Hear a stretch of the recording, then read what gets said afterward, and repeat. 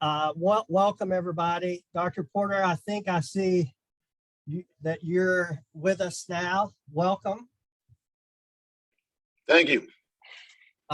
We are so excited to have you. This is, I think this is going to be a wonderful conversation for our students. We have some community members here, but most of these students are part of our residency weekend. Working professionals that spend Friday, Saturday, and Sunday with us a couple of times a semester as they work through the program. And what we try to do with this Innovative Leadership Series speaker event is to bring some really interesting perspectives and individuals to the classroom remotely in this case, and let the students get a sense of what innovation means and what leadership is required in the field that they represent. And so you are going to be phenomenal in sharing your story with the students, and we're so appreciative that you've agreed to do that. So I'm going to let Jamie do the formal introductions, and then we'll get started. Perfect. Well, thank you all for joining us today. I'm so thrilled to introduce you to Dr. Scott Porter. Dr. Porter is currently a professor of orthopedic surgery at the University of South Carolina School of Medicine and a consulting physician for the Shriners Hospital for Children. He's also the former vice president of equity and inclusion for Prisma Health and the former residency program director for the Department of Orthopedic Surgery for Prisma Health in the upstate here in Greenville. Dr. Porter serves on a number of boards, also in a number of leadership roles within those boards. And if that wasn't enough, he decided to found a company called Just Cause Scrubs, a socially conscious medical apparel company founded right here in Greenville, South Carolina. Dr. Porter earned his undergraduate degree from Morehouse College, his MD from Yale University School of Medicine, and his MBA from the Kellogg School of Management at Northwestern University. So again, Dr. Porter, we are thrilled to have you join us today, and I'm going to let you have the floor, but please everyone join me in welcoming Dr. Scott Porter.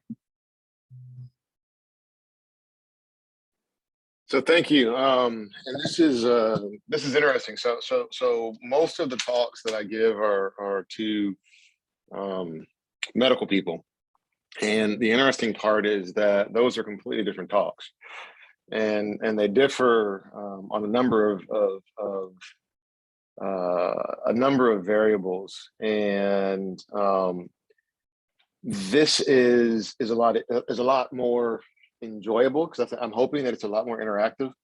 I, like most of you, are probably fatigued with Zoom.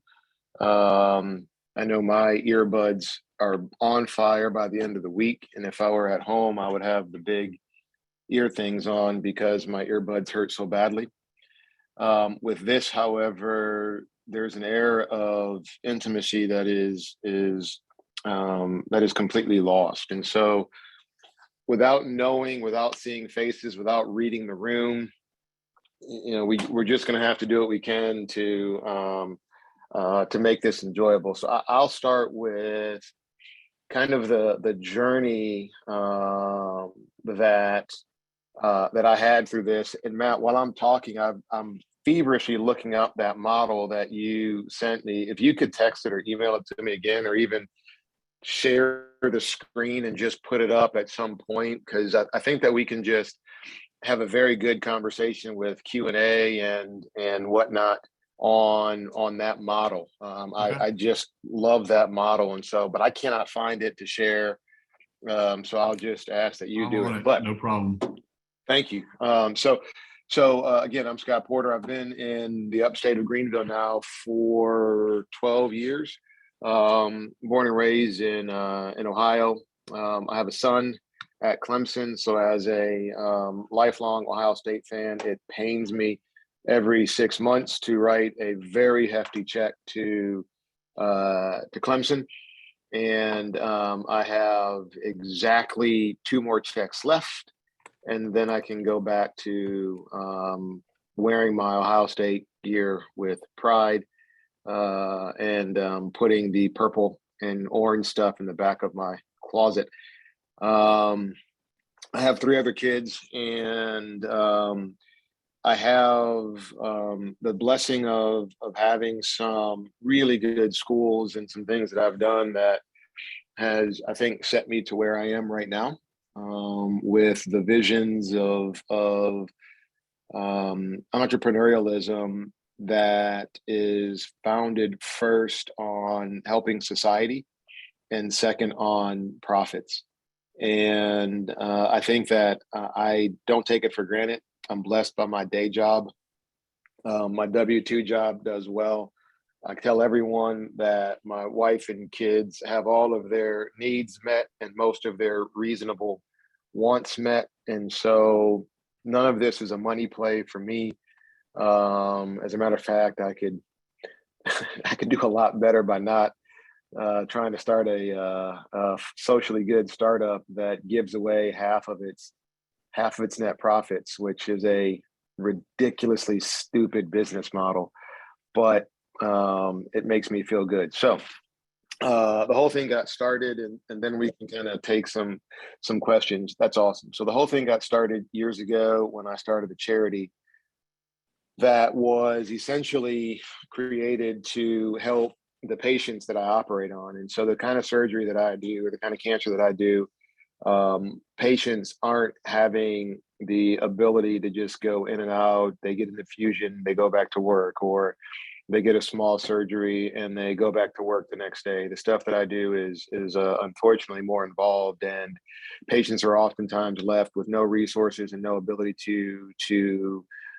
gain more resources. And so I started a charity after a guy that would have passed away anyways with a horrible, horrible tumor, but he passed away with or with less dignity than I selfishly thought that an American should pass away with. And so in the land of plenty, this gentleman could not find a ride back and forth to the cancer center.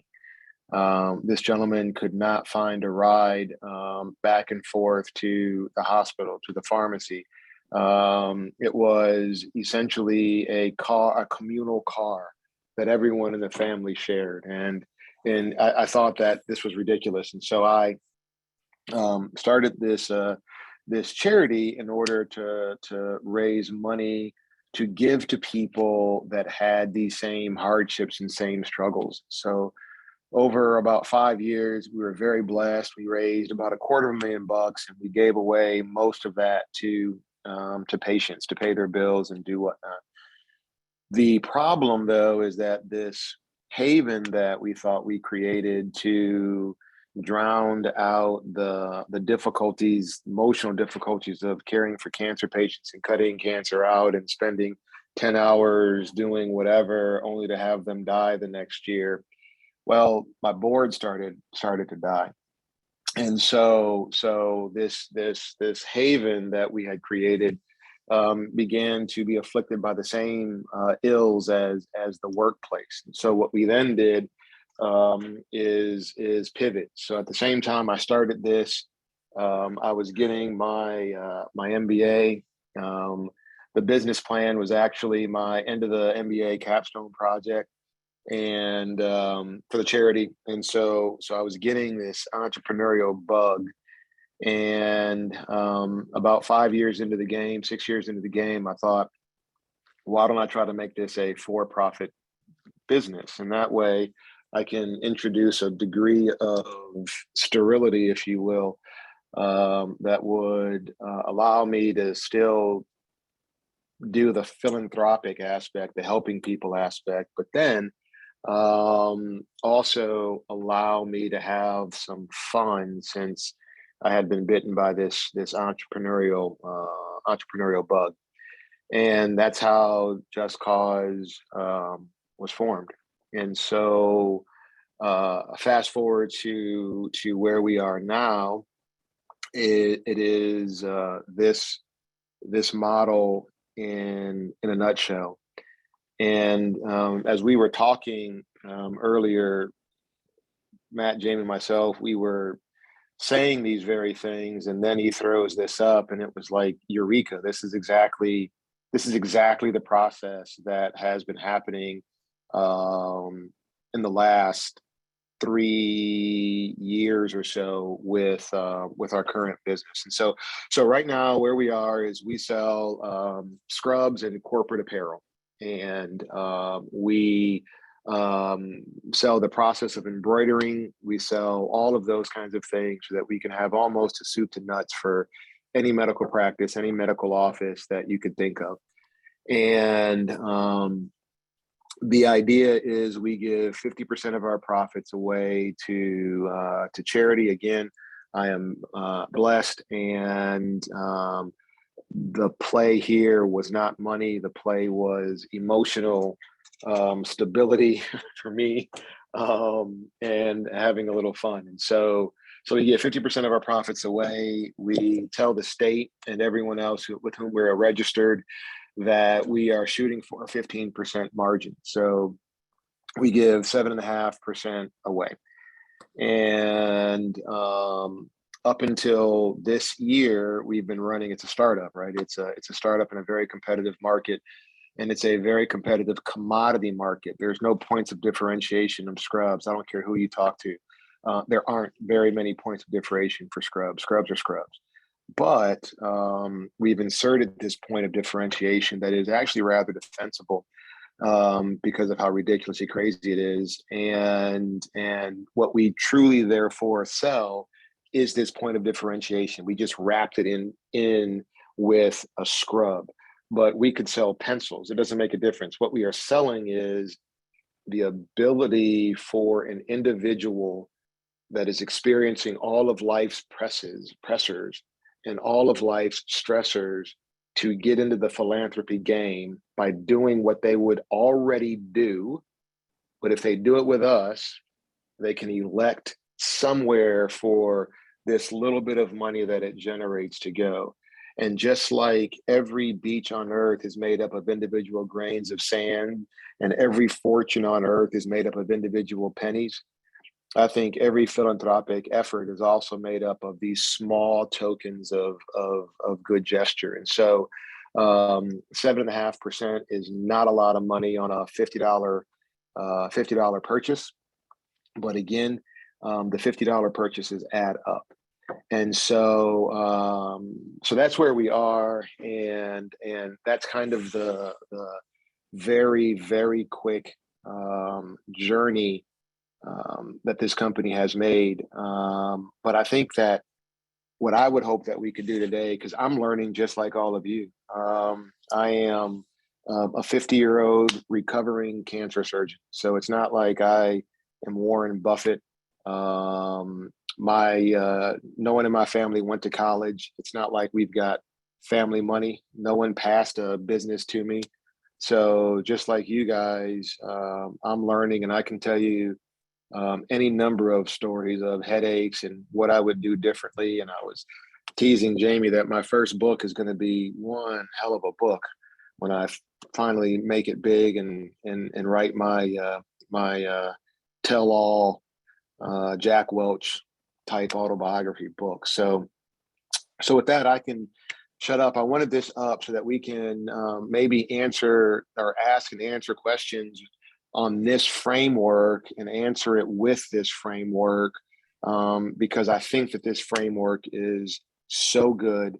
And I wish that it was a graphic that spun, because I think that this thing spins infinitely slowly, and the successful people let it spin, and the unsuccessful people get dizzy by the spin or want it to stop.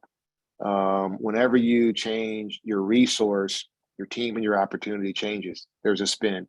Whenever you change your team as a result of changing your resources, your opportunity and your resources change. There's another spin. Whenever your opportunities change, the resources and the team needed to take advantage of that changes. There's another spin. And I would submit to you that the entrepreneur is the person that is comfortable with that spin. I didn't say fearless. I didn't say risk loving. None of those things are true human traits. It is a degree, it is an ability to get comfortable with that spin. So with that, I don't know, Matt, Jamie, what you guys had in mind, but I was thinking that maybe we could just do that. Let's just have a conversation with whomever is out there. Oh man, there's 78 people. That's awesome. Wow. So by way of background for everyone, the Timmons model originally evolved from doctoral dissertations at Harvard Business School about new and growing ventures. So over about 3 decades, the model has evolved with ongoing research, case studies, and development. But at the end of the day, these fundamental components of entrepreneurship are the core of what makes things work. And as Scott alluded to, the richness of each side of those components and how they interact really shape a future opportunity. So with that, let's open up to questions.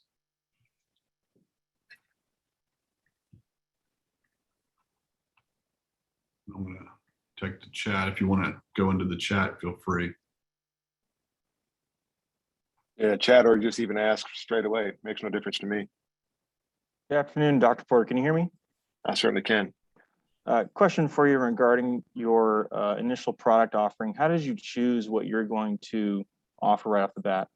You know, scrubs and business attire, but the decision process to arrive to those specific products. That's a really good question. And so again, my product was philanthropy. And I can't stress that enough. That is an intentional differentiation. The product isn't scrubs. The product is this ability to be philanthropic for the average person who doesn't necessarily have expendable income.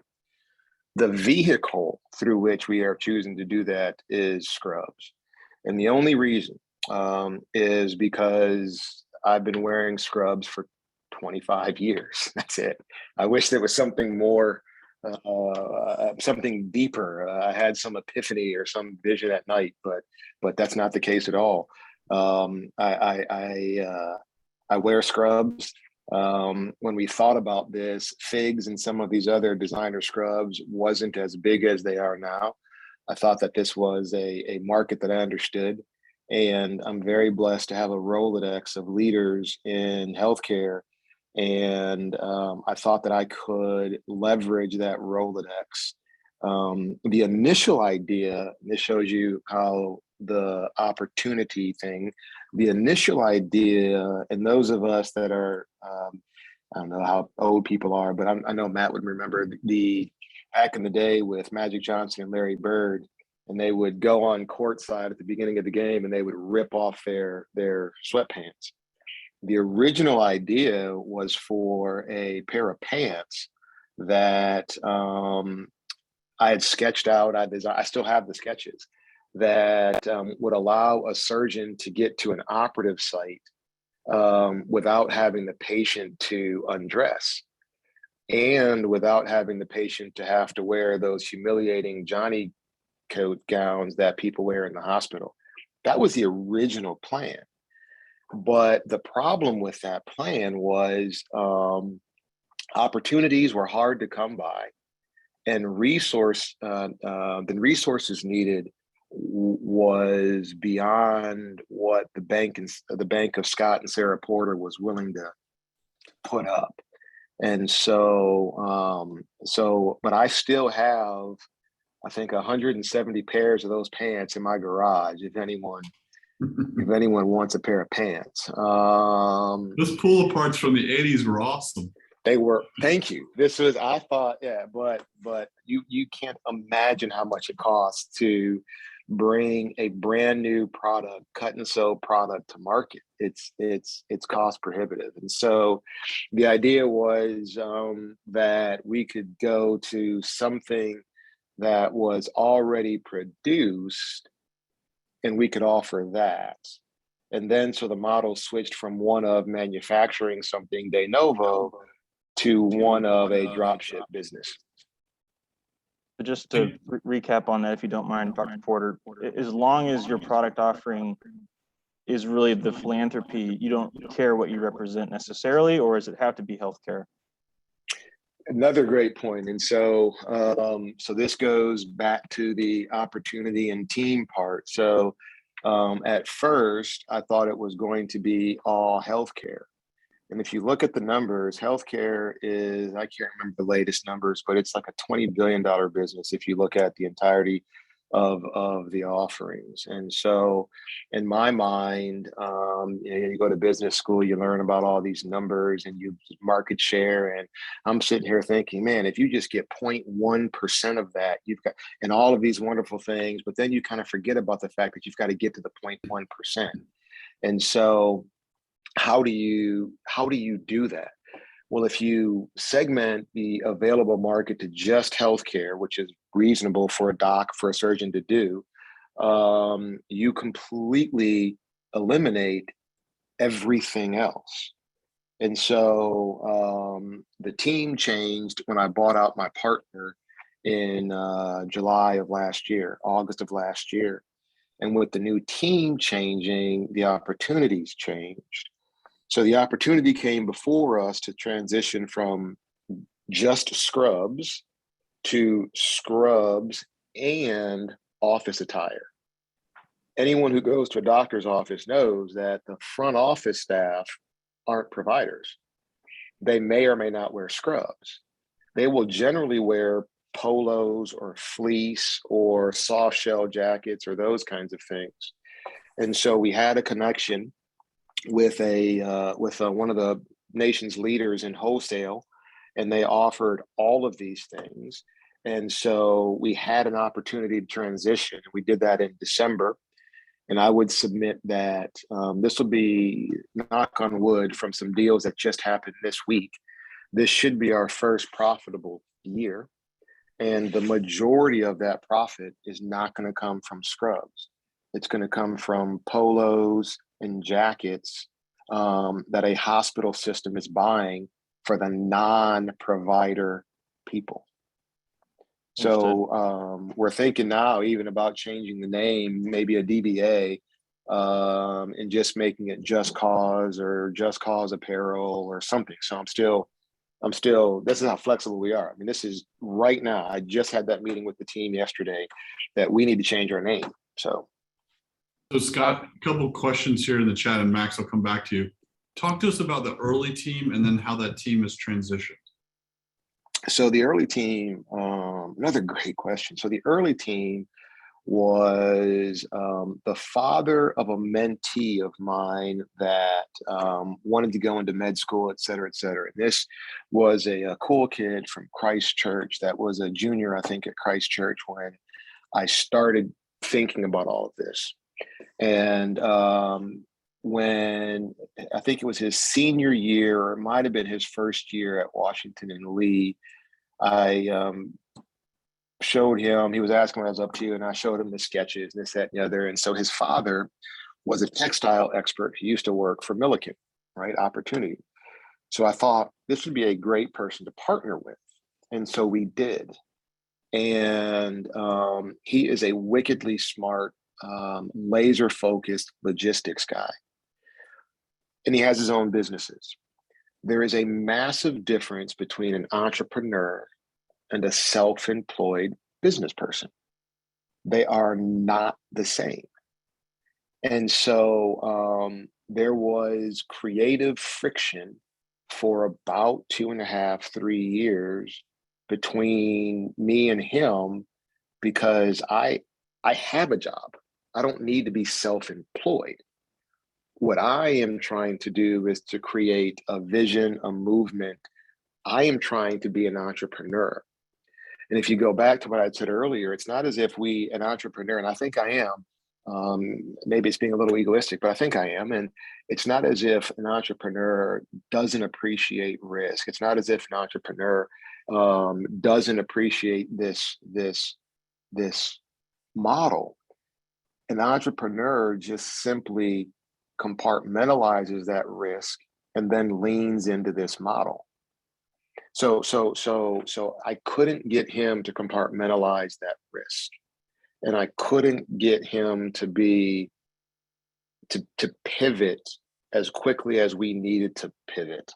So I bought him out, and now I am the only decision maker, and it's been that way for the last 8 months.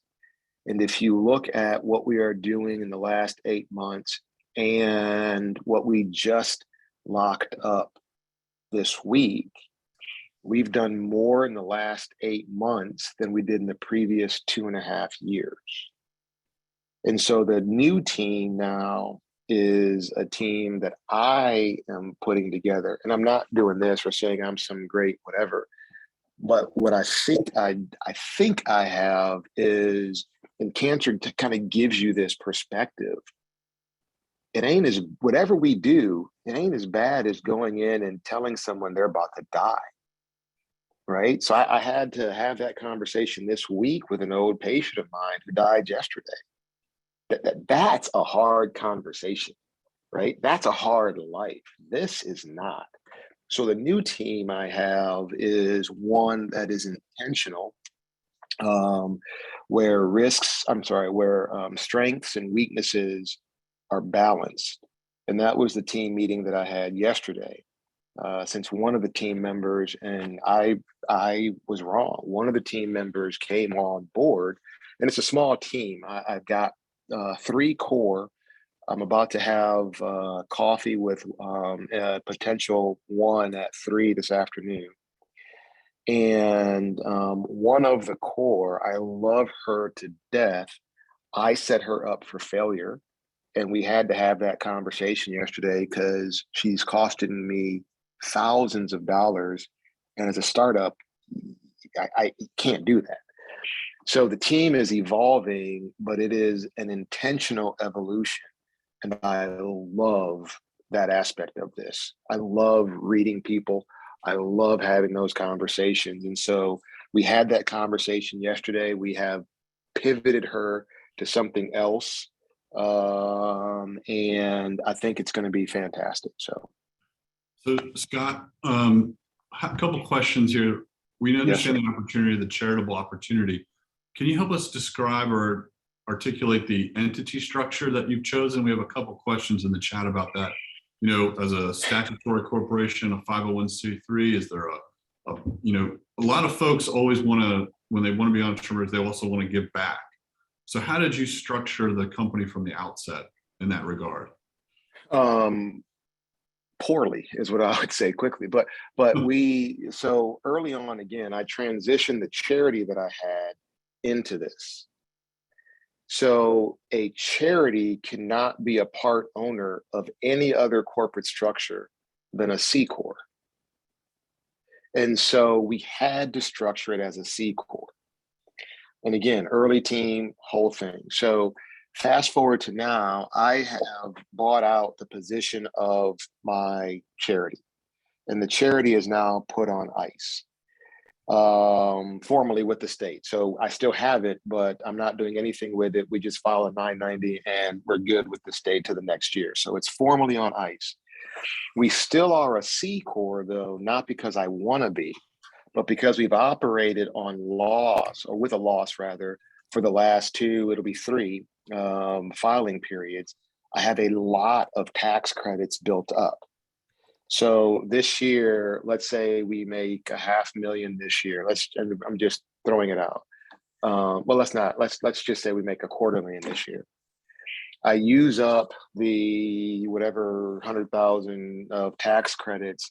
And then next year, I will probably transition us to an S Corp, because then the charitable donations that we give as a company can pass through to the owners. As a C Corp, that can't happen.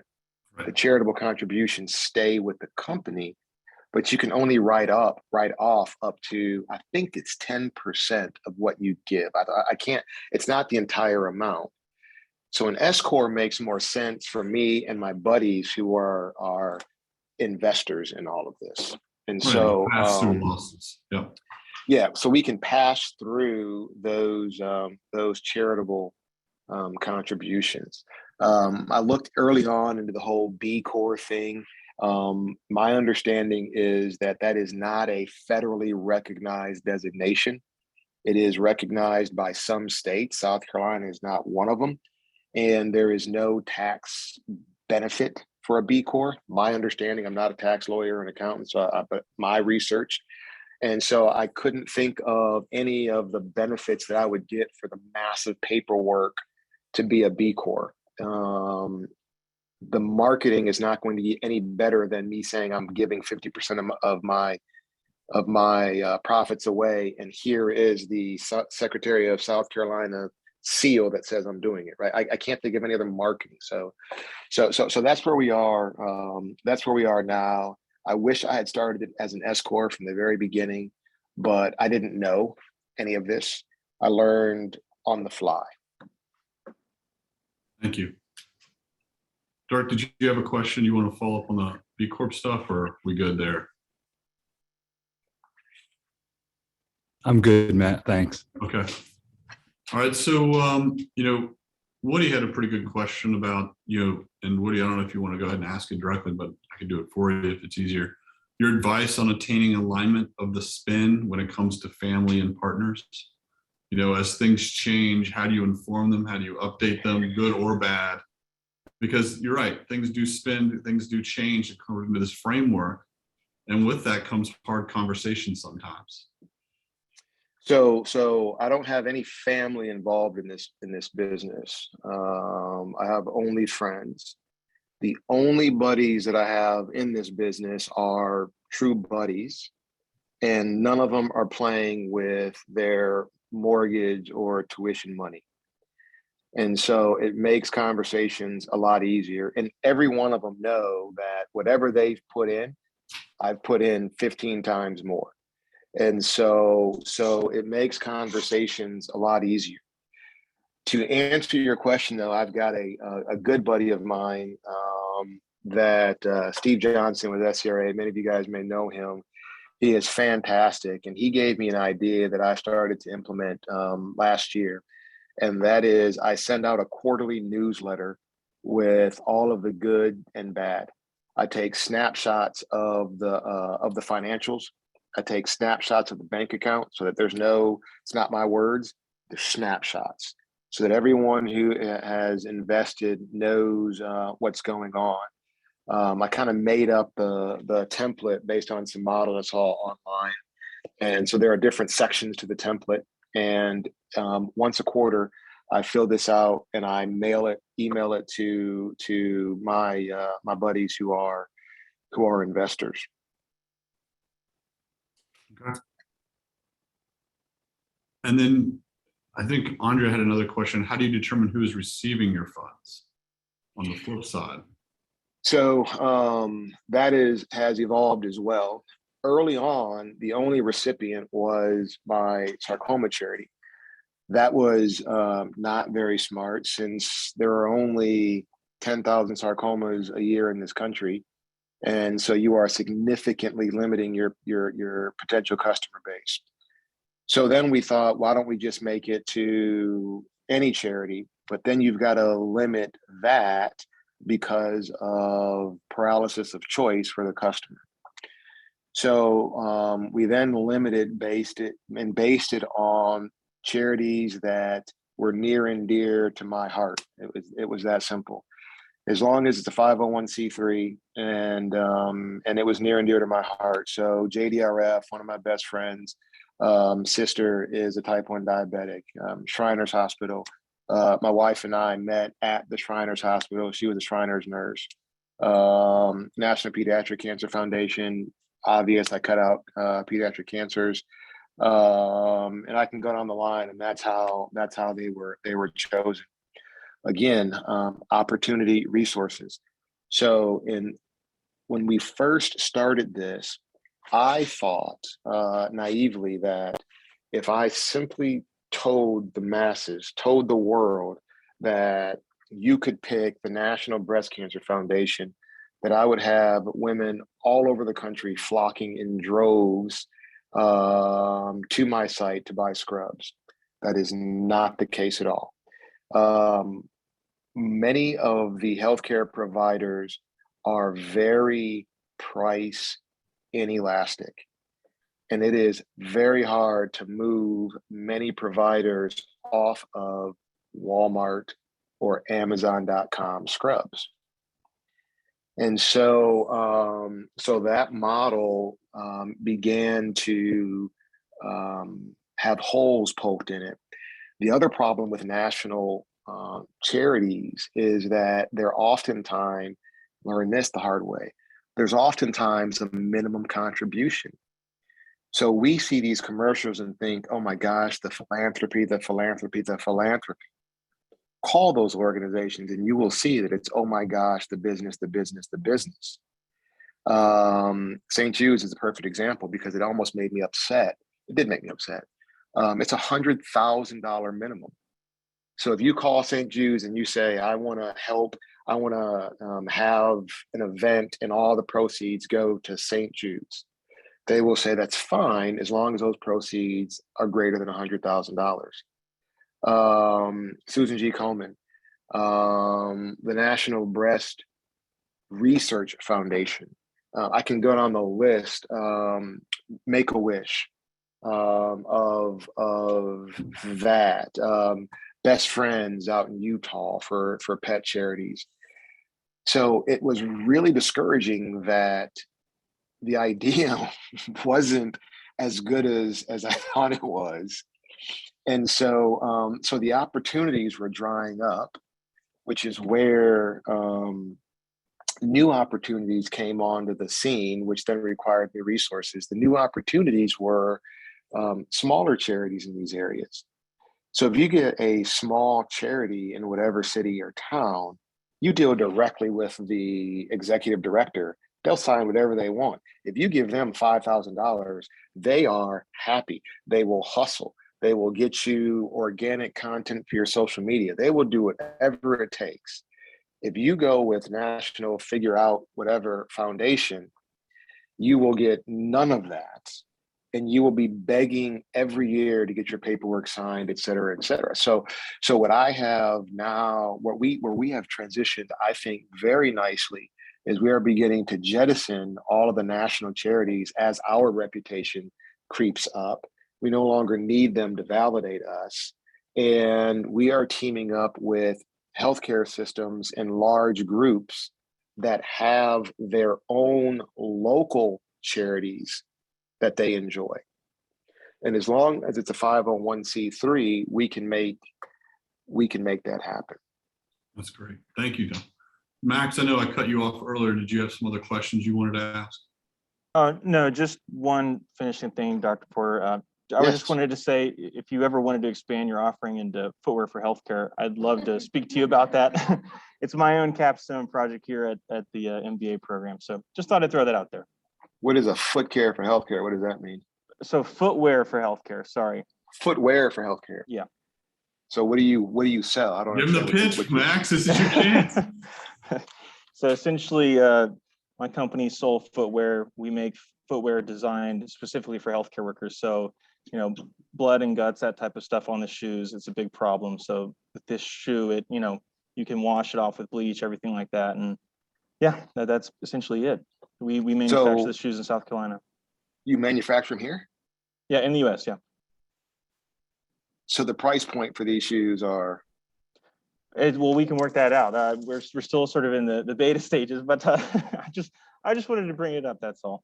If you ever so email me because that is a fantastic idea that I think I might be able to selfishly help you with.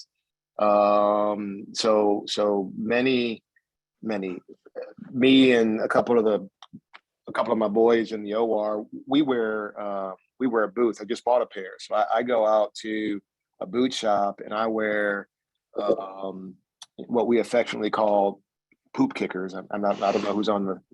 So that's what we wear because, and you mink oil them to death, and I figured if a 300-pound construction worker can wear these for 10 hours a day, then a 180-pound surgeon can wear them for 10 hours a day. So many of us wear air yachts and the like, but it's very hard to find a comfortable shoe.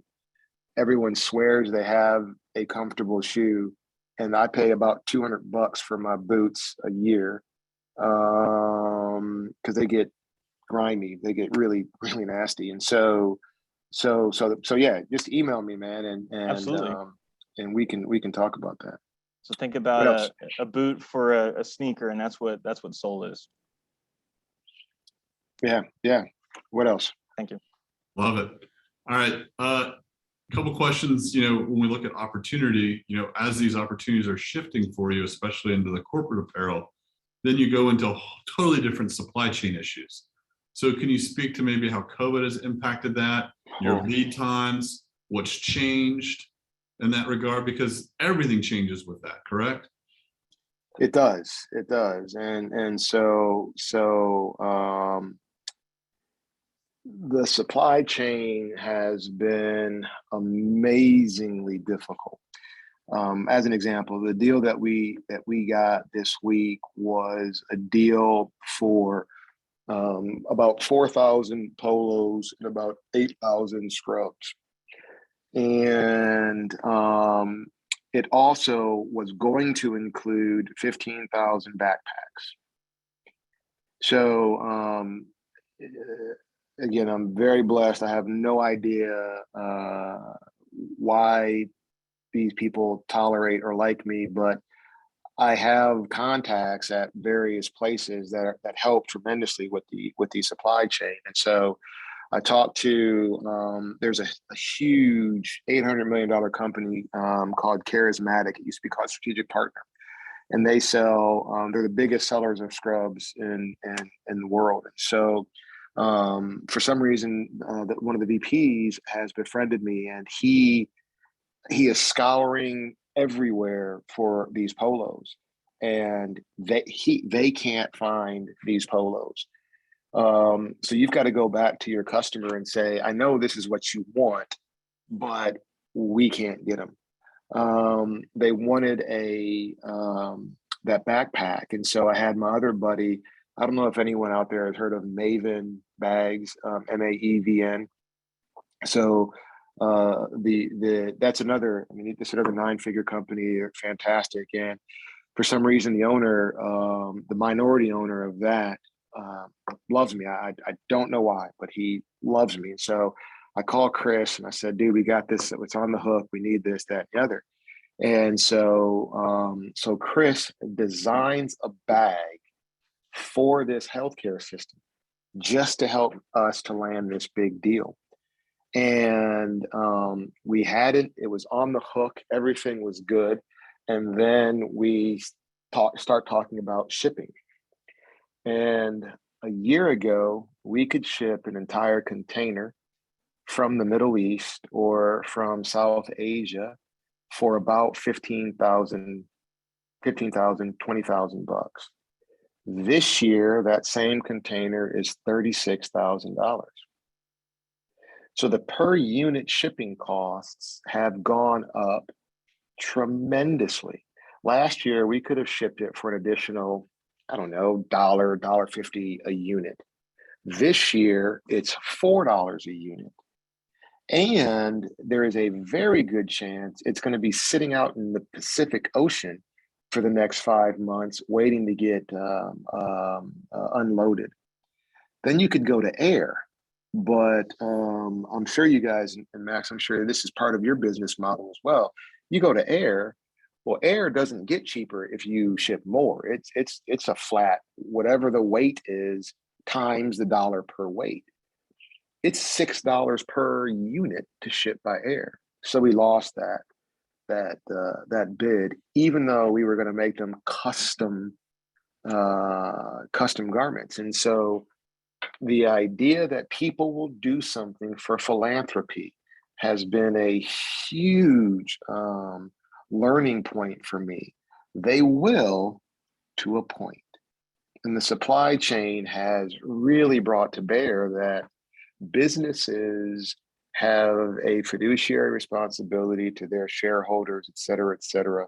They do not to your charities. And if you can make a pitch and it's in the same ballpark, absolutely. Otherwise, it's not happening. So supply chain has really hurt us.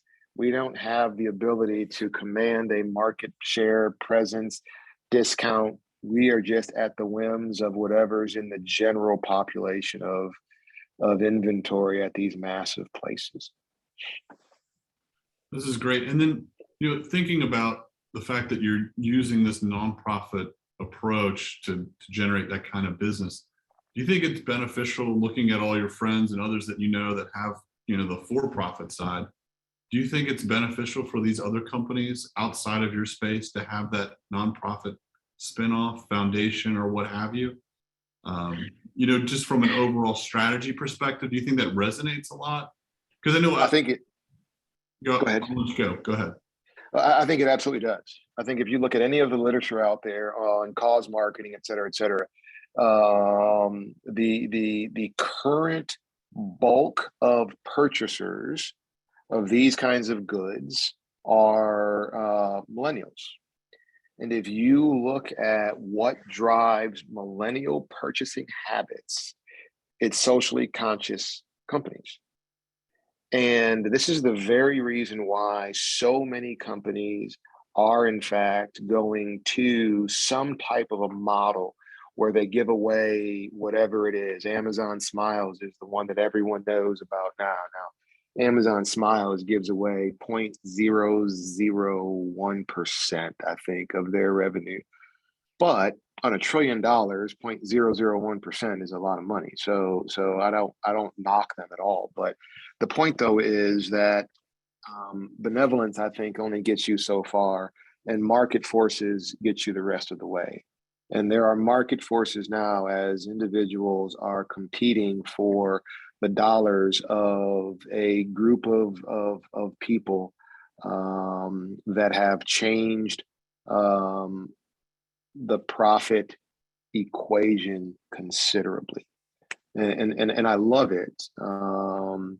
And so absolutely, I think it is a valuable asset for your marketing, a valuable asset for your pitch, a valuable asset if done well for your work environment, your culture.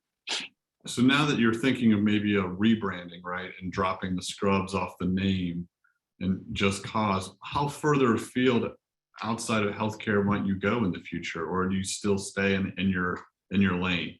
Because strategy is also about what we don't do versus what we do. So how do you decide for yourself and within your team, this is the boundary conditions of Just Cause?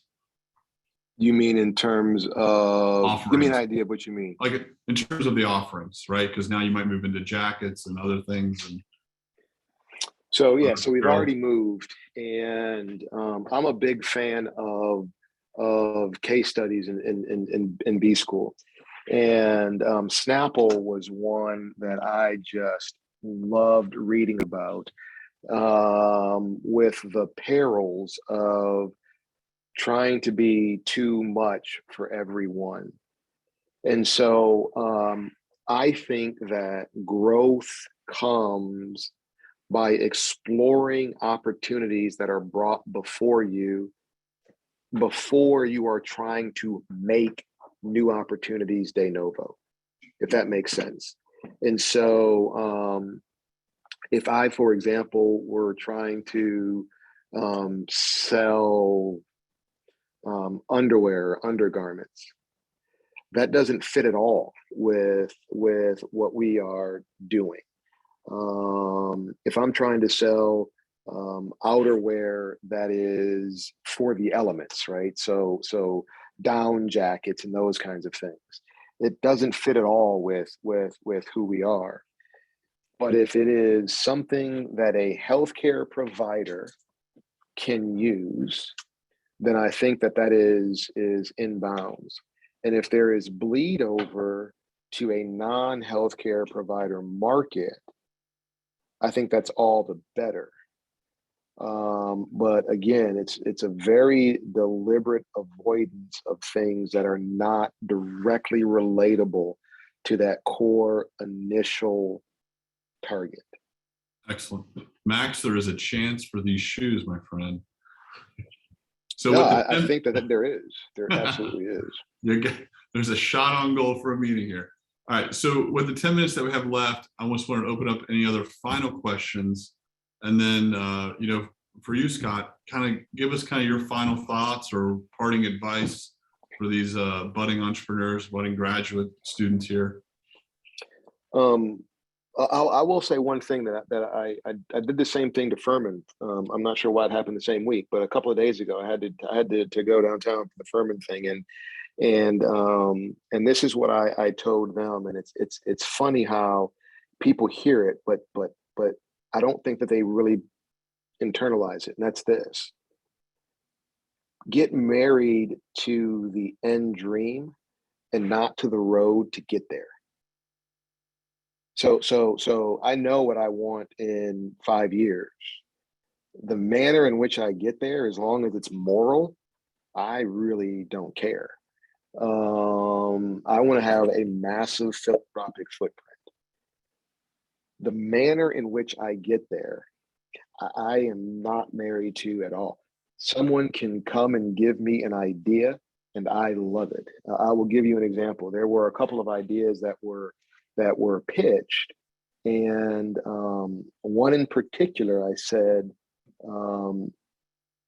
they wanted to have an offering to kids, and the age range was, I forgot what it was, young adult, kind of older teen, young adult. And my first question to them was, if I have a kid coming from Nickeltown, or I have a kid coming from Augusta Road, how are you going to sell them the same product? Never thought about that. And so what the person went to immediately was defense, as opposed to stopping and thinking and saying to themselves, that is a hole that I need to fill. It's not as if I was saying that the idea was bad, but she asked me for feedback. And so I said, you're not going to be able to do this for every single kid. You're going to have to segment the audience, because one person who's never lived in Nickeltown, you ain't going to be able to go into Nickeltown and sell this. It's just not going to happen. And there was a dude there from the Bronx, New York, and he was like, "You're damn right, it's not going to happen." And so the point is that I think entrepreneurs get too involved with their idea and too protective of it, like it's a child. When what you should be protective of is whatever that goal is. The way in which you get there, the good Lord has ways of batting you. And if we're too rigid to feel that, to move off of that, I think you fail. And that's a very, very successful businessman paraphrased those same words. So that's my biggest thing is we have got to be flexible in our offerings and not defend ideas when people poke holes in them. Ask for more holes to be poked. Love it, Scott. Thank you so much for being with us here this afternoon. I appreciate your time. I know we're going to move into the residencies right now. So thanks again for doing this. I'll provide, if it's all right with you, can I get your contact information to a couple of the students that requested it? And oh man, yeah, absolutely. Awesome. Absolutely, I'm easy. Love it. Well, thank you so much. Enjoy the rest of your afternoon and classes this weekend. Jamie, Greg, thank you as well. And we'll catch up soon. Next one. Appreciate it. Thank you so much. Thank you, Dr. Porter.